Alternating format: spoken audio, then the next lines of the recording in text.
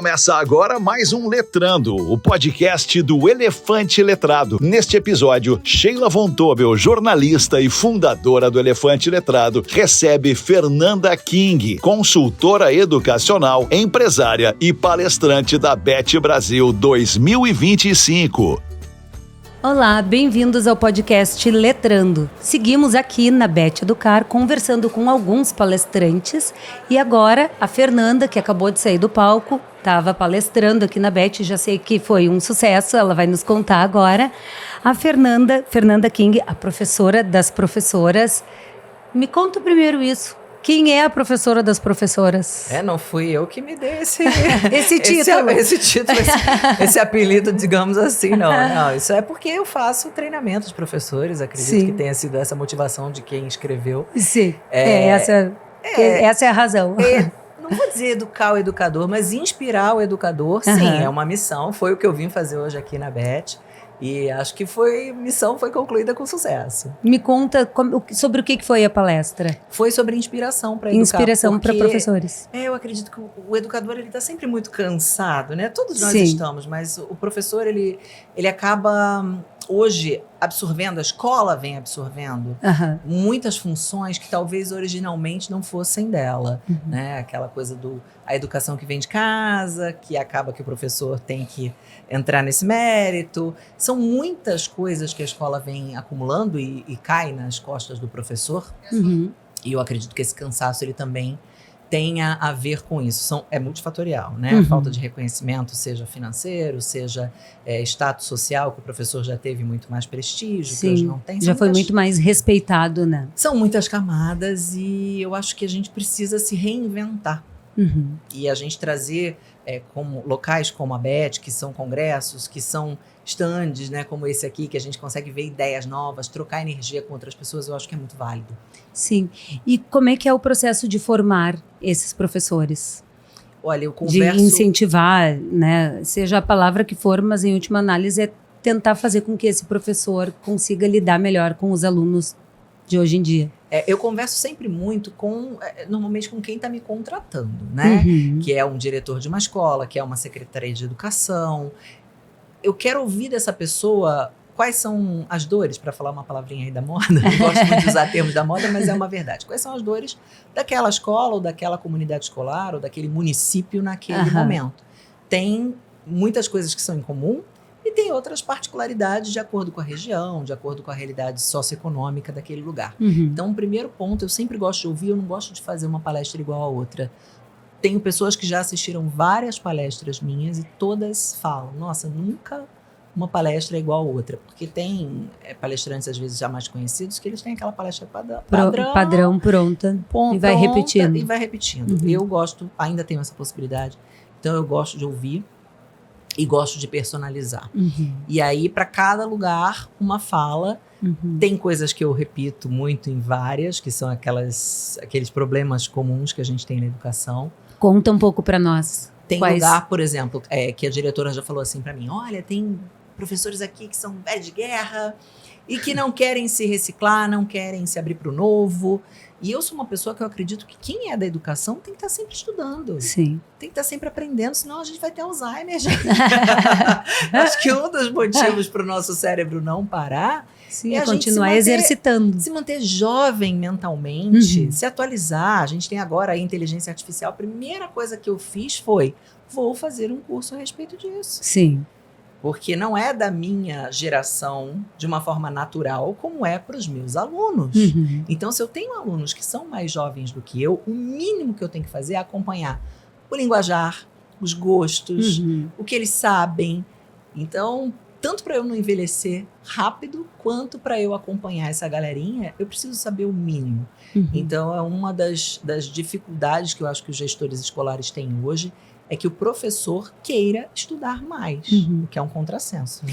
E como é que a gente quebra essa barreira de fazer o professor entender esses mais resistentes? Já alfabetizei milhares de alunos, não vem me dizer agora como fazer e o que fazer, porque eu sei. Né? Exatamente. Só que hoje a gente tem estudo, tem ciência, a gente já sabe muito mais como as coisas funcionam.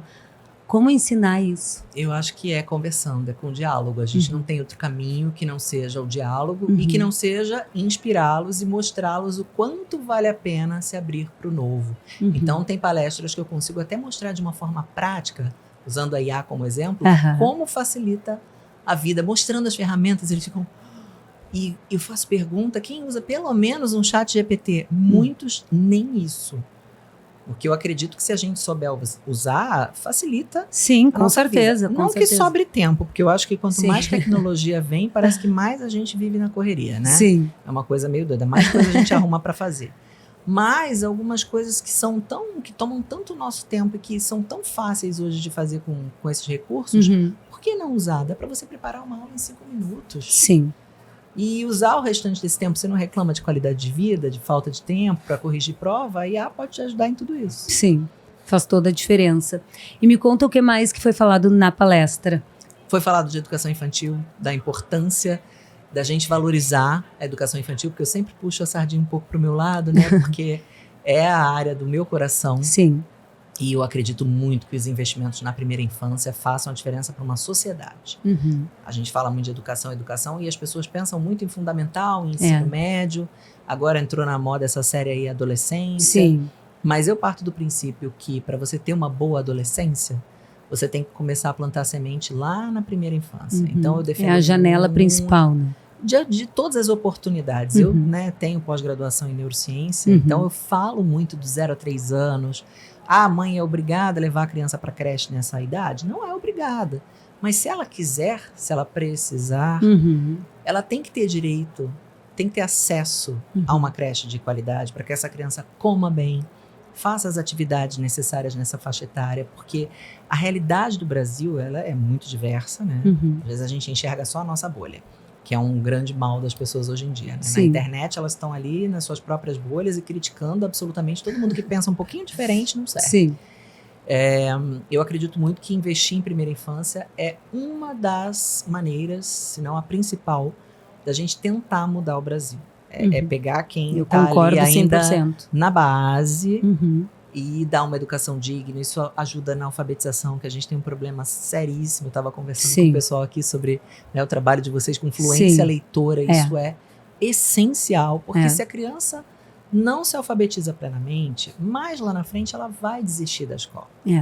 E isso começa na primeira infância. Não que eu alfabetize na educação infantil. Não é isso. Mas eu tenho que preparar as habilidades básicas dessa criança de raciocínio lógico, de conectar essas letras. É um letramento, né, que a gente chama aí de uma forma mais técnica. Tem que ser feito na educação infantil. E quando você pula essa etapa, hoje, nos grandes centros, a criança fica em casa na tela. De repente, numa área rural, vai até para a rua, tem até uma socialização bacana, que isso na Grande São Paulo, por exemplo, a galera nem isso está tendo, né? A criança está na tela, trancada em casa, super errado. E aí, você até tem uma socialização numa zona rural, mas você não tem acesso a uma leitura, de repente iniciar uma soma, iniciar a ler o seu próprio nome, que isso a gente sabe, quem estuda sabe, que vai fazer toda a diferença lá na frente e tem que ser no tempo certo. As coisas têm um tempo certo para acontecer e as pessoas não têm esse entendimento e não dão valor à pré-escola o tanto que elas deveriam. Aqui no Elefante a gente tem muito esse conceito de desenvolver as habilidades de leitura na idade que é necessário desenvolver, porque tu leva isso pro resto da vida. E é uma janela de oportunidade única, né? Então faz toda a diferença incentivar a questão da leitura. E tu tem escola também. Me conta um pouco sobre a escola. Tem uma escola de educação infantil que eu abri na época por causa da minha filha. Na verdade, foi a maternidade a tua filha que tem 12 anos. Tem 12 anos. A minha escola tem 10 anos. Eu abri, ela tinha 2 aninhos. Ela chegou a ir para uma outra escola antes, porque eu trabalhava, né? Vim para São Paulo para trabalhar como publicitária, trabalhava loucamente. E a maternidade faz a gente rever muita coisa. E eu me revi como pessoa. Fiquei pensando na educação infantil, né, nos rumos que isso aí estava tomando no Brasil e que eu achava que eu poderia fazer diferente, sem ser pedagoga ainda na época. E aí abri a escola do mais absoluto nada. Todo mundo me perguntava, mas por quê? Tipo, você é louca? pessoa. Minha mãe falou, né? Você vai São louca. as pessoas loucas que fazem as coisas acontecer. Você vai cuidar As pessoas do filho loucas. dos outros. Sim, no melhor dos sentidos. Sim. Você vai cuidar do filho dos outros, você é doida. E aí, eu abri a escola e fui fazer pedagogia e fui estudar neurociência por uma necessidade mesmo do meu dia a dia, de entender os transtornos do neurodesenvolvimento, porque hoje a inclusão é uma realidade, a gente tem que estar preparado para ela.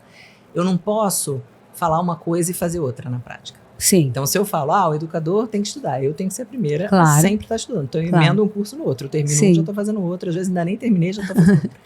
E eu abri a escola por ela, pela minha filha, para que as crianças do Brasil e ela também tivessem acesso a uma educação diferente. Modéstia à parte, acredito que eu tenha conseguido, porque eu escuto muitos elogios sobre a minha escola. Eu escuto o que tem de diferente na escola?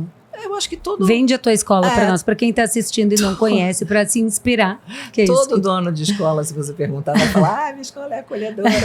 Alguns dizem a verdade, outros nem tanto. Mas, realmente, eu acho que a personalização, o olhar de cada indivíduo, o acolhimento não só da criança, mas da família, porque hoje a família é muito perdida. Às vezes não sabe o que fazer com a criança, não entende de infância. Eu falo que o ser humano, ele não conhece o filhote da própria espécie, o tanto que deveria. Então eu acredito que na minha escola a gente consegue realmente, ainda por ser, não é pequena, mas é média, a gente consegue realmente olhar para cada um, respeitar cada um, conversar com cada família, chamar todo mundo pelo nome, que na educação infantil uma questão faz bem diferença. individualizada. Sim, bem acolhedora. Tanto que o Logomar, que é um ninho, né? É por isso, assim, sabe? Eles saem dali para voar. É basicamente isso. Quando eles chegam ao primeiro ano, a gente não dá sequência, é realmente educação infantil, porque eu acho que a gente tem que ser bom naquilo que a gente se propõe a fazer. Quem quer fazer tudo não faz nada bem feito. Concordo. Então eu me especializei em primeira infância. A escola é em São Paulo? Atrás do Shopping Frei Caneca ali. Qual é o site? Vamos falar para colocar o site aqui da escola. Petit Kids Cultural Center. Petit é petit com temudo. Kids, né, de criança, petitkidsculturalcenter.com.br e o @é @escola Petit Kids. E aí, quando os pais vão tirar para colocar numa próxima escola? Choram. Horrores. Essa é a minha pergunta. O que tu faz? Como é que tu resolve? A formatura é um chororô. Não só, né, pela infância, aquela coisa da primeira infância tá acabando, é bem simbólico, né, a formatura do pré. Mas pelo fato de quando eles vão ver outras, alguns ali cai a ficha falando, nossa, eles falam pra mim, escrevem. Eu tava no paraíso e não sabia, porque às vezes eles não têm parâmetro de comparação. É a primeira escola, eles acham que aquilo ali, tudo que eu faço é padrão. Quando eles vão visitar outra, eles falam, meu Deus, não é assim em todo lugar? Eu falo, não, querida, só aqui que é assim. Bem desse jeitinho. E como é que se faz, como é que vocês na escola tratam alunos de inclusão para não tratar com exclusão? Porque às vezes eu tenho a sensação que o fato de a gente ficar falando muito, é aluno de inclusão. Até essa frase, né? É uma frase esquisita, né? É uma frase que dá até um desconforto, porque é aluno de inclusão, mas eu falar isso, eu já me sinto excluindo. É aluno, né? É aluno. Filho adotivo, não é filho? Ponto. Exato. Acabou. Exato. Né? Mas no popular, e às vezes a gente vai falar para um grande público, para a galera entender, a gente fala essa frase. Mas eu acho que é uma frase realmente que ela, num futuro, talvez não precise mais existir, né? Alunos, todos são alunos. E eu acho que a grande vantagem de você trabalhar com a inclusão desde a primeira infância é justamente que todos os outros alunos não enxerguem essa diferença. Né? Até percebam essa diferença, porque a criança é muito sensível. Mas tudo bem, faz parte, cada um é de um jeito. Isso. E é isso que a gente consegue quando a inclusão é bem feita. Só que a inclusão, para ser bem feita, custa dinheiro, custa caro, não tem inclusão barata. E eu vejo muito isso também, eu falei na palestra, que é um jogo de empurra, de quem vai pagar essa conta. Né? No estado, você vê os professores sobrecarregados, com uma turma de 35, 4 alunos atípicos dentro da sala, não tem acompanhante. Como é que o professor se vira? Não tem como, é humanamente impossível. E na escola particular, muitas vezes, algumas até evitam aceitar de uma forma velada. Por quê? Porque vai custar mais caro. A escola particular hoje, ela tem uma margem de lucro bem baixa. As coisas estão difíceis para muita gente. A gente não tem incentivo algum do governo, apesar de fazermos um trabalho que seria papel do Estado. Sim. Então, é um tema complexo. Eu gosto muito de trabalhar, é desafiador, porque, além de tudo isso, você tem que lidar, às vezes, com uma família que não aceita, que não dá o tratamento adequado para a criança. E aí a gente sofre, porque entendendo, né, de Sim. neurociência, se essa família fizesse o papel dela corretamente desde os anos iniciais, eu comparo, assim, não tem como não comparar quem faz as terapias de forma adequada e quem não faz. E as famílias que não fazem é muito mais por não ter condições ou por negar? Depende. No meu caso, na minha escola, eu trabalho... Pela tua experiência? eu trabalho com uma classe ali que teria como Aham. pagar. Muitas vezes não faz porque não quer, porque ainda está num processo de negação, só que esse processo ele não pode se estender eternamente. Você está fazendo mal para o seu filho, você está atrasando o desenvolvimento do seu filho. E a escola acaba sendo chata por ficar cobrando que a família faça mais terapia. Sim. E aí você tem também no setor público um sistema de saúde ineficiente para crianças com autismo, por exemplo. Você não consegue terapia no SUS. A depender do município, hoje aí está tendo uns centros de tratamento do autismo que eu não sei se na prática dá conta de atender todo mundo, porque o número de casos é enorme. Sim, e cada vez crescendo mais. Cada vez aumentando casos e aumentando laudos, porque o que antigamente a gente chamava de esquisito, né? Sim. Hoje é até nível 1 de suporte. Sim. Aquela pessoa mais calada, reservada, cheia de manias. Já né? entrou no espectro. O TEA sempre esteve ali, só que com outro nome. Sim. Né? Sempre esteve ali. A gente laudava normalmente as hoje pessoas tem mais... muito mais diagnóstico, né? Mas também muito mais casos. E né? muito acesso à informação. Tem mais casos, isso é fato. Agora, o que causa pesquisas, né? Bom, vamos ver agora. Unidos. Nos Estados Unidos, eles disseram que até setembro pretendem ter alguns resultados de pesquisas que já estão em andamento, né? Sim. Acredito que, se falaram isso, talvez já tenham até alguns resultados. Mas... normalmente quando chega pra gente já tá bem atrasada a notícia, né? De tudo. Até a gente falou aqui de ChatGPT, né? Os caras quando lançam 4, eles já estão com 5 pronto. E como é que tu acha que os professores, saindo agora um pouco da educação infantil e indo mais para Fundo 2, ensino médio, essa questão de inteligência artificial ajudando os alunos a responder, a fazer trabalhos, a se desenvolver. De que forma a gente equilibra isso com os professores que não estão acostumados com esse tipo de tecnologia? Tu acha que é uma coisa que veio para ficar nas escolas, que precisa ficar ou que a gente deveria barrar? Não dá para negar, a criança vai usar o ChatGPT, não tem jeito. Só que ela tem que usar como um aliado, ela tem que usar como um copiloto. E o que me pega muito nessas gerações, isso antes da inteligência artificial, já com tecnologia. A gente usa o Waze, a gente não usa mais o mapa, a gente usa a calculadora, a gente não faz mais conta de cabeça.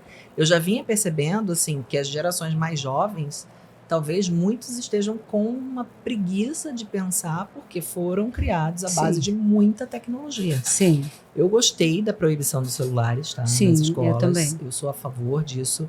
E eu vejo como a escola, mais uma vez, tentando fazer um papel que não seria dela, como a gente já vem falando aqui na nossa conversa, de resgatar essa infância. Porque na hora do recreio, tinham crianças que não estavam... Ficavam só no telefone. Nem comendo, né? Não estavam brincando, não tinha mais aquela coisa do jogo de tabuleiro, de praticar esportes, por conta de ficarem no vício ali das telas. Então, eu fui favorável.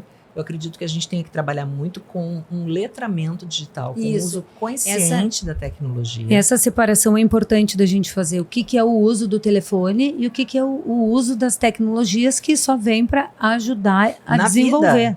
Ninguém vai voltar a escrever carta, a pessoa vai mandar e-mail, vai mandar mensagem, então... Mas para ela mandar um e-mail, minimamente, né, ela precisa até ter senso crítico para corrigir o ChatGPT quando necessário. Exato. Se a pessoa não tiver o mínimo de senso crítico, que a gente precisa desenvolver desde a primeira infância, e sempre vamos voltar ali para a infância, né? Ela não consegue nem usar essas ferramentas de forma adequada.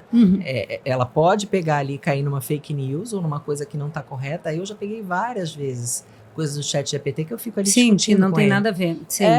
Eu já peguei também. E pedir tarefas simples, como por exemplo, olha, eu preciso que, para uma coluna que eu escrevo, escrevi mais, né? Que eu falo muito, escrevo muito.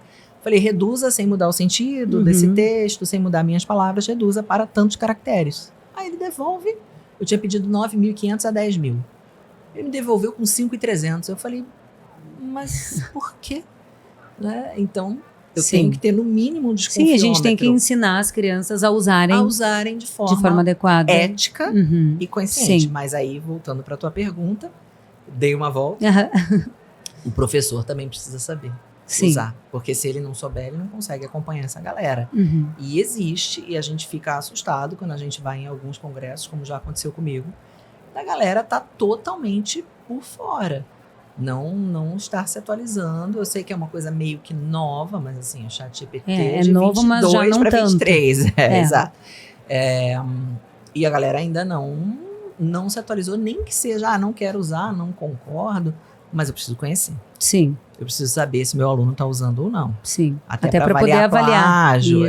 Exato. E sabe que tem uma questão que eu acho que às vezes existe uma confusão. As crianças jogam muito, né? Em geral, toda criança que tem acesso tem um joguinho, tem um Minecraft da vida, e sei lá, qualquer Roblox. outro. Roblox. Mas as crianças não sabem outras partes de uso da internet, do computador, como mandar e-mail, por exemplo, como acessar questões mais pedagógicas, até livros, enfim. E eu falo isso por experiência, meu filho joga tudo, e aí a escola agora começou a usar só computador. Eles não sabiam fazer nada, a turma inteira. Ninguém sabia como assim mandar e-mail, como é que eu anexo alguma coisa. Coisas básicas, simples, que a gente faz no dia a dia, as crianças não sabem. Então, a gente precisa ter esse ambiente de letramento digital para que as crianças também possam se desenvolver não só na parte de jogos, né? Sim, que é o que... Sim. Mas o que eles vão usar provavelmente para o mercado de trabalho, a gente não sabe como vai ser o mercado de trabalho deles. E provavelmente nem existe a profissão. Talvez não exista ainda, mas eu acho que em função disso até que a gente tem que preparar para tudo, né? Para tudo que vier. Sim. Principalmente senso crítico, principalmente habilidade de raciocínio, de linguagem, porque isso vai ter que usar. Em qualquer profissão. Então, o que a gente sabe que vai ter é deixá-los muito bem preparados para que eles possam ter essas capacidades aí também socioemocionais, que a galera hoje em dia está, né, com bastante dificuldade nesse quesito, também é nossa função. E que é um assunto que já está sendo mais trabalhado, pelo menos nos últimos anos, nas escolas, né? Sim. Há 2, 3 anos atrás se falava muito pouco. Hoje a gente tem uma preocupação maior. Pelo menos aqui na BET eu vejo que, assim, nos últimos 3 anos, esse assunto está bem mais forte. Sim, é necessário, né? Sim. Não só cuidar da saúde mental do educador, como desde a infância, especialmente em função de uso de tela e de rede social de forma precoce, a gente tem tido aí índices de depressão, de ansiedade na infância e na adolescência absurdos, né? E tu acha que é falta de conexão com outras crianças? Com outras crianças, falta de brincadeira real, falta de natureza, falta de conexão com a família. Porque eu percebo muito as famílias, né, cada um com o seu celular ali na mão, sem se olhar, tá todo mundo... Quando se reúne à mesa, né, cada um com o seu celular, às vezes eu vejo em restaurante, eu falo, gente, eu dou uma coçada assim na cabeça, eu falo, o que é isso? Por que essas pessoas saíram para jantar? Sim, porque não largaram o telefone o jantar inteiro. Né? Fica em casa, porque aquilo ali tá sem propósito. Então, acho que tem que estabelecer como isso impacta, mesmo. Né? E é bom até pra gente se dar conta de não fazer isso. Sim, porque às vezes a gente cai na armadilha e até nós estamos ali trabalhando demais. Eu sou uma que eu trabalho demais. E tem horas que eu falo, não, deixa esse celular aqui. Sim. Vamos viver o presente. Sim. Bom, Fernanda, muito obrigada. A gente tá em quanto tempo? Tá, perfeito, então. Tá. Fernanda, muito obrigada pelo teu tempo. Obrigada por estar aqui na BET, compartilhando conhecimento com tantas pessoas que estavam te assistindo na palestra. E obrigada pelo tempo do podcast conosco. Eu que agradeço, foi um prazer conversar com vocês, assuntos super relevantes, espero que possa iluminar e inspirar educadores, famílias e quem mais estiver assistindo a gente. Muito obrigada. Obrigada. E para você que nos assistiu, se puder curtir, comentar, compartilhar, a gente agradece.